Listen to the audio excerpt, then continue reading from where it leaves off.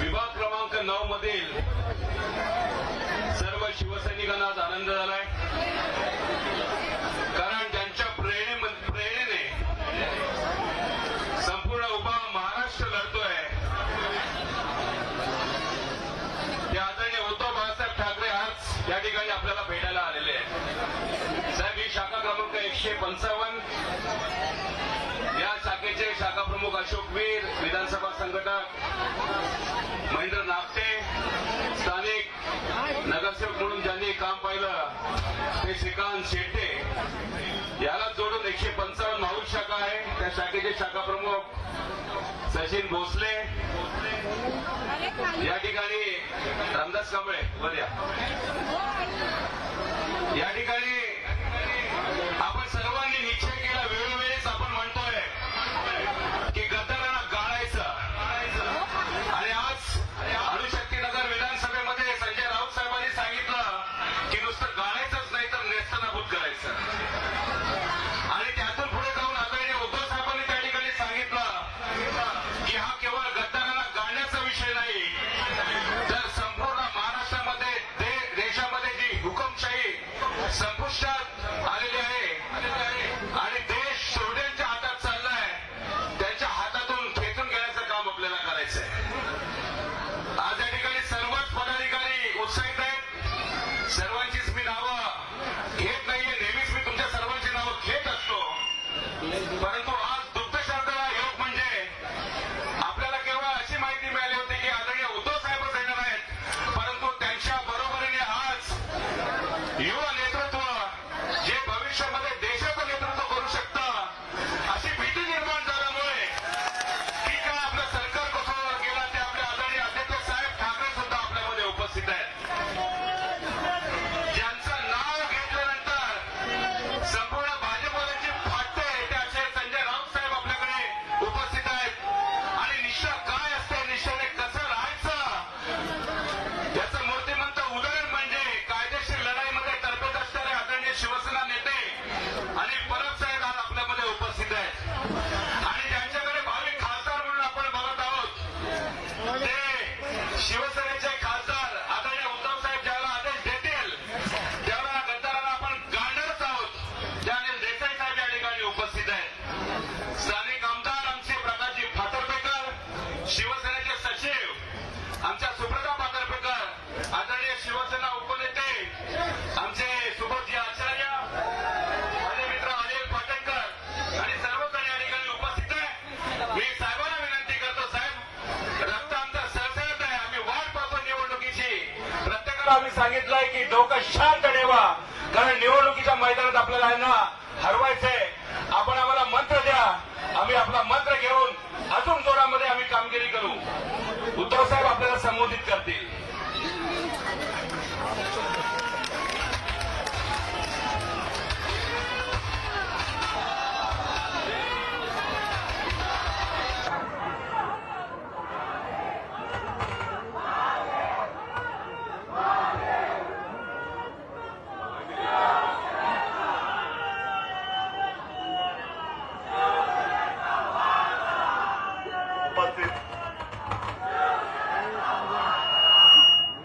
सर्व शिवसैनिक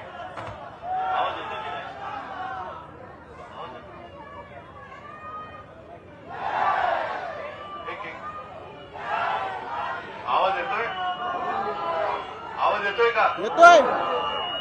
जमलेल्या माझ्या शिवसैनिक बांधवांनो, भगिनींनो आणि मातांनो, उद्धव ठाकरे बोलताय का?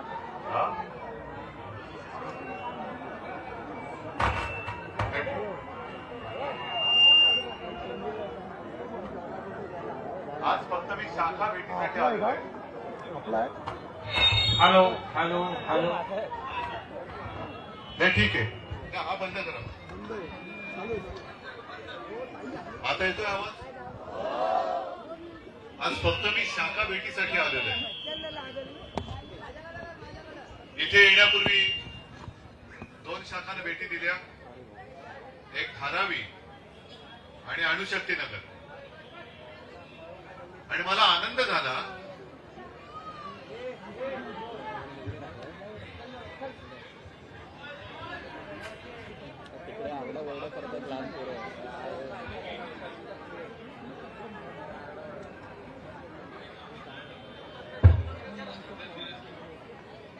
आता पण येत नाही?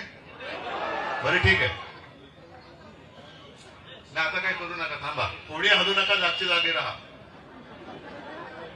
जसं क्रिकेटची मॅच बघताना जागा सोडत नाही, कारण आपल्याला वाटतं सेंचुरी पूर्ण नाही होणार, तसं इकडे सेंचुरी तर आपण मारणारच आहोत. काही जणांना आता घाम फुटल्या म्हणून स्वतःच ओरडत सुटले 400 पार 400 पार. त्यांना अटके पार पाठवून द्यायचे. अबकी बार भाजपात तडी पार. पण आज तुम्ही सर्व इकडे शिवसैनिक जमल्यात, रोज शाखेमध्ये येता का? आणि उद्या पण मी आलो तर, परवाही आलो तर, रोज आलो तर नक्की? मग ठीक आहे. नाहीतर मला असं वाटलं मी येणार म्हणून जमलेत की काय. शाखेमधलं ते बघू का वही कोणाकोणाच्या सह्या आहेत? ठीक आहे. तुम्हाला सगळ्यांना धन्यवाद देतो. आणि मी सगळ्या माझ्या कुटुंबियांना भेटण्यासाठी महाराष्ट्रभर फिरतोय. तुम्ही सगळे माझे कुटुंबीय आहात. जे गद्दार होते, भेकड होते, ते निघून गेले, पण तुम्ही सगळं मर्द मावळे माझ्या सोबत आहात. प्रकाश, तुम्हाला सुद्धा धन्यवाद देतो. सुप्रेला तुला पण देतो. प्रमोद, तुम्ही आज किती जणांची नावं घेऊ? किती जणांची नाव घेऊ? कारण प्रलोभनं सगळ्यांनाच दाखवली जातात. आताही काही जणांना प्रलोभनं दाखवली जात आहेत, आणि आता त्यांचे बुरके फाटतायत, ढोंग उघडी पडतायत. कारण ते जाताना आवई काय उठवली होती की उद्धव ठाकरेने बाळासाहेबांचे विचार सोडले. आता यांचे बाळासाहेबांचे विचार हे असे आहेत हे मला नव्हतं माहित. कारण जे आमदार आपली शिवसेना सोडून मेंढ्यांसोबत तिकडे दिल्लीश्वरांची लाचारी करायला गेले, त्यांना त्यांचा विकास निधी मिळाला. जे माजी नगरसेवक मेंढेसोबत गेले त्यांना विकास निधी मिळाला 5-5 कोटी, काही जणांना आमदारांना 30-30 कोटी. लवाड म्हणून जो एक लवाड बसला होता, त्याचं नाव घेण्याची गरज नाही, कारण त्याची ओळख आता लबाड अशी झालेली आहे. त्यांनी सुद्धा ज्या दिवशी विकास निधी पाहिजे म्हणून पत्र दिलं, त्याच दिवशी त्यांचा निधी मंजूर झाला. पण प्रकाश, आणि तुम्हाला सगळ्यांनाच सांगतो, हा विकास निधी जो आहे हा तात्पुरता आहे, आणि ही जी काही आपली संपत्ती आहे ही कायमची आहे. हे वैभव आपलं कायमचं आहे, ते तात्पुरतं आहे. त्यांचं वैभव हे खोक्यांपुरतं मर्यादित आहे, आणि माझं आणि आपलं सगळ्यांचं वैभव आहे हे पूर्ण महाराष्ट्रभर नव्हे तर देशभर पसरलेलं आहे. हे आपलं वैभव आहे. एवढी लाचारी करतायत, आणि दुसरं कारभार पण जमत नाही. मी तुमच्या समोर येण्याच्या आधी अणुशक्ती नगरला जे बोलत होतो 2 मिनिटं, तेव्हा मी आज सकाळची माझी जी पत्रकार परिषद झाली, तुम्ही पाहिली असाल नसाल कल्पना नाही मला, पाहिली ना? का घेतली पत्रकार परिषद? कारण 2 दिवसापूर्वी आपला एक तरुणाबाण कार्यकर्ता त्याची हत्या झाली, अभिषेक घोसाळकर. त्याच्या आधी गेल्या आठवड्यामध्ये 8-10 दिवसापूर्वी भाजपच्याच आमदाराने गणपत गायकवाड भर पोलीस स्टेशनमध्ये गोळीबार केला. मी आता सिंधुदुर्गाचा दौरा करून आलो, रत्नागिरीमध्ये होतो, तेव्हा एक होर्डिंग बघितलं. भाजपचा एक माजी आमदार नमस्कार करून फोटो, आनंद संकल्प सिद्धीचा आणि आरंभ रामराज्याचा. हे यांचं रामराज्य. खुनाखुनी चालले, गुंडागर्दी चालले, कोणाचा पायपोस कोणात नाही, कोण कोणाबरोबर आहे तेच कळत नाही. अजूनही देवेंद्र फडणवीसना कळत नाही त्यांच्यासोबत कोण लोक आहेत की नाही. आणि असा गृहमंत्री आपल्याला लाभल्यानंतर शेवटी दाद मागायची कोणाकडे? आमच्या घोसाळकरची का तरण्या चांगल्या कार्यकर्त्याची. आणि आता फडणवीस म्हणते त्यांचे काय संबंध होते काय? कसले संबंध? अहो, त्याचा फोटो ज्यांनी त्याची हत्या केली त्या गुंडाचा फोटो हा राजभवन मधला आपल्याकडचे जे अतिकर्तव्यदक्ष आगाऊ कोश्यारी जे होते ते त्याचा सत्कार करतानाच फोटो आहे. मग धागे दोरे कोणाबरोबर जुळले, संबंध कोणाबरोबर आहेत, मग तो फोटो घ्या आणि त्या फोटोमध्ये त्याचा सत्कार करताना ज्या ज्या व्यक्ती दिसतात त्यांचे सगळ्यांचे कोणाकोणाचे संबंध ते काढा. पण दाद मागितल्यानंतर फडणवीस सांगतात, आपण काय म्हणतो की एवढी सगळी गुंडागर्दी चालली, गुंडाराज आहे. काही दिवसांपूर्वी म्हणजे झाले जवळपास 7-8 महिने झाले, ठाण्यामध्ये आपल्या एका महिला कार्यकर्तीवरती मिंद्यांच्या महिला गुंडाने हल्ला केला होता. शिंदे त्यांचं नाव. आणि ती त्याला हात जोडून सांगत होती की ती उपचार घेते, मातृत्वासाठी उपचार घेते, मारू नका. तरी तिच्या पोटामध्ये लाथा मारल्या. आपण मोर्चा काढला, कोणावरही गुन्हा दाखल नाही. भाजपच्या आमदारावरती पोलीस स्टेशनमध्ये दुसऱ्यावरती म्हणजे मिंदेच्या एका चमच्यावरती गोळीबार करण्याची वेळ येते. म्हणजे देवेंद्रजी तुम्ही तुमच्या आमदारांनाही न्याय देऊ शकत नाही. आणि हे सगळं पाहिल्यानंतर आपण त्यांचा राजीनामा नाही मागायचं तर काय, त्यांच्याकडे मागायचं तरी काय. आणि मी यापूर्वी सुद्धा बोललो होतो. आता मलाच लाज वाटते की अरे मी किती सौम्य शब्द त्यांच्यासाठी वापरले होते. मी फडतूस बोललो होतो, किती सौम्य शब्द आहे, कलंक बोललो, काहीच नाही. त्याच्यापेक्षा काहीतरी बोलायला पाहिजे. पण आता मला असं वाटतं की बहुतेक त्यांच्या डोक्यावरती परिणाम झालाय. कारण त्यांना असं वाटलं होतं म्हणजे आता प्रत्येकाची नावं तुम्हीच ठेवलेली आहेत. त्यांना म्हणते देवेंद्रचं नाव घेतलं, तुम्ही काय बोलता, टरबूज बोलला तुम्ही, मी नाही बोललो. ते मुख्यमंत्री होते तेव्हा काय होते, साईज. आता काय बोललात, आणि पुन्हा येऊन पुन्हा येऊन आता टरबूजच झाले चिराट. हे त्यांना आता परवडत नाहीये. मग त्यांनी सांगितलं उद्धव ठाकरेंच्या डोक्यावरती परिणाम झालाय, get well soon. Uddhav Thackeray म्हणजे मी. म्हटलं ठीक आहे, तुम्ही मला गेट वेल सून म्हणताय, पण संपूर्ण महाराष्ट्राची जनता म्हणते Devendra get out soon, get out. तुमच्या एवढा नालायक निर्दयी गृहमंत्री आम्ही आजपर्यंत कधी पाहिला नव्हता. अरे आमच्या कार्यकर्त्याची हत्या झाल्यानंतर आम्ही तुमच्याकडे दाद मागतोय आणि तुम्ही सांगताय की उद्या गाडीखाली कुत्रा आला तरी तुम्ही गृहमंत्र्याचा राजीनामा मागाल. अरे त्याच कुत्र्याच्या गाडीत तुम्हाला टाकून आम्ही उद्या नेणार आहोत पांजरपोळामध्ये. तुम्हाला ही जनता म्हणजे काय, कुत्रा सुद्धा इमानी असतो. कुत्रा माझा आवडता प्राणी आहे म्हणून मी कुत्र्याचा अपमान नाही करणार, कारण कुत्रा कधी इमान सोडत नाही. हे लांडगे आहेत, लांडगे, लबाड लांडग. पण तुमच्या लेखी हे सगळे माझे काय रक्ता मांसाचे जिवंत माणसं आहेत, यांची आणि प्राण्यांची तुम्ही तुलना करता. मोदी सुद्धा हेच बोलले होते.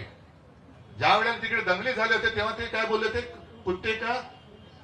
कुत्ते का पिल्लू, म्हणजे ते पण बोलले होते. तीच परंपरा तुम्ही चालवताय.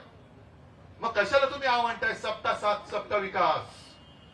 म्हणजे निवडणुका आल्यानंतर सगळ्यांची साथ पाहिजे, सगळ्यांची मतं पाहिजेत, आणि निवडून आल्यानंतर फक्त त्यांच्या दोस्तांचा विकास, अडाणीचा विकास. त्या धारावीमध्ये मी गेलो होतो, संपूर्ण धारावी त्याच्या घशात घातले. घशात म्हणजे धारावीकरांना तिकडे घरं मिळतील की नाही अशी शंका आहे. कारण त्यांना ते जे काय त्याला काय म्हणतात ट्रान्झिट कॅम्प, तो ट्रान्झिट कॅम्प म्हणजे हे तुम्हाला सांगायला पाहिजे. विषय धारावीचा असला तरी आपल्या मुंबईवरती त्याचा परिणाम होणार आहे. आपण आपली जेव्हा सत्ता होती तेव्हा मेट्रोसाठी आपण कोणती जागा मागत होतो, कांजूर मार्ग. तिकडे सुद्धा मिठागर आहे, पण यांनी त्याच्यासाठी आपल्या विरुद्ध सुप्रीम कोर्टात गेले, अडवून ठेवली, न्याय देत जागा. आणि आपलं सरकार पाडल्यानंतर आरे तर बळकावलीच, कांजूर मार्ग पण घेतला, पण अख्खा मिठागर जे मुलुंडच्या इथे आहे ते मिठागरच्या मिठागर हे अडाणीच्या घशात घातलं. एवढं मीठ सगळं कसं पचवणार देव जाणे, पण अख्खा मिठागर त्याच्या घशात. मग आता सांगा, ही धारावीची जी आपली माणसं आहेत, पिढ्यानपिढ्या राहतात, ते एकदा तिकडे मिठागरात गेल्यानंतर पुन्हा ते धारावीमध्ये येऊ शकतील अडणीच्या काळात. हे संपूर्ण त्याच्या एकट्याच्या घशात घालण्यासाठी चाललंय. म्हणजे धारावीचा विकास करताना धारावी तर अडाणीच्या घशात घातलीच. आता वांद्रे रेक्लेमेशन साठी जी काही टेंडर काढलेत ते सुद्धा आज लिहून ठेवा, हे सुद्धा अडाणीला दिल्याशिवाय राहणार नाही. म्हणजे सब भूमी गोपाल की असं जे काही होतं तसं तर सब भूमी अडाणी की. बरं विकास काय करतात, जो विकास कामांचा तुम्हाला मी एक आढावा दिला की तिकडे गेल्यानंतर यांना विकास निधी दिला जातो आणि महापालिकेच्या तिजोरीत तो दिला जातोय. आजपर्यंत मला नाही वाटत की राज्य सरकारने आपल्या आमदारांना किंवा खासदारांना महापालिकेच्या तिजोरीतून त्यांना विकास निधी दिला. हे देत आहेत, हे मुंबई लुटतायत. आणि आपण जो आपल्या कष्टाने कोस्टल रोड पूर्ण करतोय, अजून पूर्ण होत नाहीये, तो झालेला नाही, त्याला काही काळ लागणार. पण आता निवडणुकीनंतर हे पंतप्रधान नसतात. मग अर्धवट का होईना कामाचं लोकार्पण करायचं आणि पुन्हा त्याच्यावर चालत चालत फोटो काढायचं. जणू काही यांनीच केलं, तुम्ही नाही केलं. मोदीजी, हा कोस्टल रोड माझ्या मुंबईकराच्या खामाच्या पैशातनं मुंबई महापालिकेने केलेला तो रोड आहे. तुम्ही श्रेय जरूर घ्या, आम्हाला पोटदुखी नाहीये, तुम्ही श्रेय जरूर घ्या. पण हा तुम्ही केलेला नाही, तुमचा एक पैशाचा तिकडे संबंध नाहीये. तुमचा फोटो तुम्ही लावणार असाल जरूर लावा, पण निवडणूक तोंडावर आहे म्हणून जसं राम मंदिराचं घाईघाईने तुम्ही लोकार्पण केलं, तसं माझ्या मुंबईकरांच्या स्वप्नाचं लोकार्पण तुम्ही करताय. देशाचे पंतप्रधान म्हणून तुमचं स्वागत जरूर आहे, पण गेल्या वर्षी तुम्ही जी मुंबईकरांच्या रस्त्यांची भूमिपूजन केली होती त्यापैकी किती रस्त्यांची कामं पूर्ण झाली आणि किती रस्त्यांची कामं सुरू झाली हे तर तपासा. जो घोटाळा आपण बाहेर काढला आधी त्यांनी त्याच्या विरुद्ध एक आवाज उठवल्यानंतर मला वाटतं दुसऱ्यांदा का तिसऱ्यांदा त्यांनी टेंडर काढले. तिसऱ्यांदा म्हणजे टेंडर मागून टेंडर, अजून कामाचा पत्ताच नाही. म्हणजे काय नारळ फोडले त्याचं काय खोबऱ्याचं तुम्ही प्रसाद करून वाटतंय? पंतप्रधान जे नारळ फोडून गेले त्या खोबऱ्याचं झालं काय? खोबरं खाल्लं कोणी? मलिदा खाते कोण? त्याचा काय विचार नाही करायचा. पण माझी मुंबई जी आहे, होय मी म्हणतो माझी मुंबई आणि माझा महाराष्ट्र हे आपण सगळ्यांनी लक्षात ठेवलं पाहिजे. आपला महाराष्ट्र आहे, आपली मुंबई आहे आणि आपली मुंबई हे लुटतायत, आपला महाराष्ट्र हे लुटतायत. संपूर्णपणे हा जो काही पैसा हा अडाणीच्या खिशात जाणार आहे. मुंबईचे उद्योग धंदे, डायमंड मार्केट हे गुजरातला नेलं. महाराष्ट्रात येऊ शकणारे जे काही उद्योगधंदे होते हे गुजरातला नेले. फिल्म फेअर अवॉर्डचं फंक्शन सुद्धा गुजरातला नेलं. क्रिकेटची फायनलची मॅच सुद्धा गुजरातला गेली आणि हारले. नसती नेले आणि मुंबईत झाली असते तर नक्की पनवती लागली नसती, आपण जिंकलो असतो. हे सगळ्यांचा आत्मविश्वास आहे, माझा एकट्याचा नाही. आता परत 19 तारखेला येत आहेत ते कोस्टल रोडचं उद्घाटन करायला आणि मला वाटतं शिवनेरीला जाणार. राम मंदिराच्या वेळेला आपण स्वागत केलं आणि काळाराम मंदिरात जातो म्हटल्यानंतर आपल्या आधी हे काळाराम मंदिरात गेले. नाही असं मी नाही बोलणार, असं नाही मी बोलणार, कारण अजून ते पंतप्रधान आहेत त्याच्यामुळे अजून असं मी नाही बोलणार. पण आपल्या आधी काळाराम मंदिरात मध्ये सिंधुदुर्गात जाऊन आले. सिंधुदुर्गात गेले, नौदल दिन साजरा केला. अभिमान आहे आपल्या देशाची जी काही नौसेना आहे आणि आपल्या देशात पहिला प्रथम आरमार हे छत्रपती शिवाजी महाराजांनी आणलं, याचा अभिमान आहे आम्हाला. आणि म्हणून त्यांनी सिंधुदुर्गाच्या किनाऱ्यावरती नौदल दिन साजरा केला आणि देशाची शक्ती दाखवली. मोदींची शक्ती नाही, ही माझ्या भारत मातेची, माझ्या भारताची, माझ्या देशाची ती शक्ती आहे. एकट्या मोदींची शक्ती ती नाहीये. सिंधुदुर्गात गेले, छत्रपती शिवाजी महाराजांच्या पुतळ्याचे एक बडे एक लोकार्पण केलं. पण संपूर्ण जगात जे एकमेव छत्रपती शिवाजी महाराजांचं मंदिर आहे सिंधुदुर्गात, त्या किल्ल्यात जाऊन छत्रपतींसमोर नतमस्तक झाले नाही, ही त्यांची मस्ती. बरं गेले ते गेले, मला असं वाटलं होतं की कोकणासाठी काहीतरी देऊन जातील, दिलं काहीच नाही. पण उलट पाणबुडी पर्यटन प्रकल्प पण घेऊन गेले. आता मला धास्ती हीच वाटते की जेव्हा जेव्हा ते महाराष्ट्रात येतील घेऊन गुजरातला काय जातात, तो सुद्धा गुजरातला नेला त्यांनी प्रकल्प. म्हणजे निवडणुका आल्यानंतर मेरे प्यारे देशवासियों, मेरे भाई और बहनों, मी गुजराती लोकांच्या विरोधात नाही, गुजरातच्या विरोधात नाही. मी मागे सुद्धा बोललो होतो की गुजरातला जेव्हा भुजचा भूकंप झाला होता त्याही वेळेला शिवसैनिक धावून तिकडे गेले होते. खूप वर्षांपूर्वी एक धरण फुटलं होतं, पूर आलेला, त्याही वेळेला तिकडे शिवसैनिक धावून गेले होते. अगदी स्वतः मोदी हे नर्मदा सरोवराच्या वेळेला उपोषणाला बसले होते, तेव्हा सुद्धा मला माननीय बाळासाहेबांनी तिकडे पाठवलं होतं की उद्धव तू जा आणि मोदींना सांग माझा आशीर्वाद तुम्हाला आहे म्हणून. आम्ही गुजरातच्या विरोधात नाही, गुजरात सुद्धा आमचाच आहे. पण तुम्ही कळत न कळत गुजरात विरुद्ध संपूर्ण देश असं जे काही चित्र निर्माण करताय मोदीजी हे घातक आहे. आज सुद्धा मुंबईमध्ये, संपूर्ण महाराष्ट्रात, संपूर्ण देशात गुजराती कुटुंबाच्या कुटुंब पिढ्याने पिढ्या राहत आहेत, ते आमचे. पण तुम्ही आमच्या एकोप्यामध्ये, आमच्या एकजुटीमध्ये महाराष्ट्र द्वेषाचं मीठ टाकू नका, विष घालू नका. तुम्ही हा महाराष्ट्र हा लढणार आहे, अन्यायाविरुद्ध, जुलमाविरुद्ध लढणार आहे. आणि मला खात्री आहे ज्या ज्या वेळेला अगदी छत्रपती शिवाजी महाराजांच्या वेळेला सुद्धा गद्दारी झाली नव्हती असं नाही, गद्दारी झाली होती. पण तेव्हा सुद्धा महाराजांनी जे केलं तेच आपण करू आणि आपल्याला करावंच लागेल. गद्दारांना टकमक टोके दाखवावंच लागेल, दाखवत नाही. आणि दिल्लीत पुन्हा हे काही येत नाहीच. पण दिल्लीत कोणी असलं तरी त्यांच्या समोर माना झुकवणारा नाही तर ताट पाण्याने, जसं छत्रपती शिवाजी महाराज आग्र्याला ताट पाण्याने उभे राहिले होते, औरंगजेबासमोर झुकले नव्हते, त्या बाण्याने उभा राहणारा आपला खासदार असला पाहिजे. जो निवडून दिला होता तो गद्दार निघाला नाही. गाडायचं म्हणजे पुन्हा गद्दारीतला ग इथे कोणी उच्चारता कामा नये. आणि मला खात्री आहे की तुम्ही रोज जर का शाखेमध्ये येऊन आतापासून घराघरामध्ये जाऊन जर का जागृती केली तर मला नाही वाटत भाजपात 400 कशाला 40 पण येणार नाहीत भाजपची. आणि ही जबाबदारी आपल्या महाराष्ट्राची. आणि मला खरंच आनंद वाटला की नुसती शाखा भेट म्हटल्यानंतर एवढे सगळे जण तुम्ही जमलात. मला खात्री आहे की इथे निवडणुकीच्या प्रचाराची सभा घ्यायला मला येण्याची आवश्यकता वाटणार नाही आणि येईन तो लोकसभेच्या विजयाचा गुलालच उधळायला येईल ही खात्री बाळगतो. आपल्याला शुभेच्छा देतो. धन्यवाद. जय हिंद, जय महाराष्ट्र.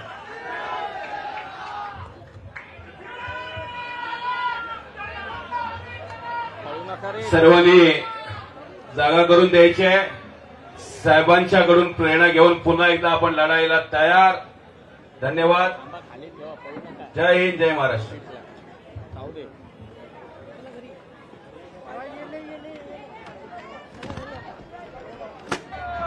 साखळी साखळी तयार करायची. साखळी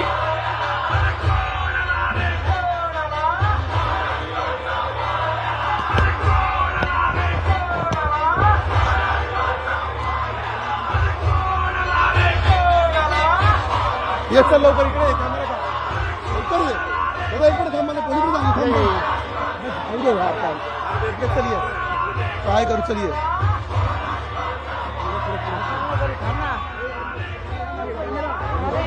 एक मिनिट ऑडिओ ओके आहे ना.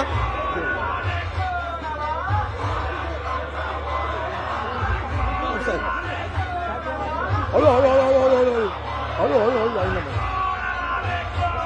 एक बाईट छोटा छोटा जाऊ जाऊ जाऊ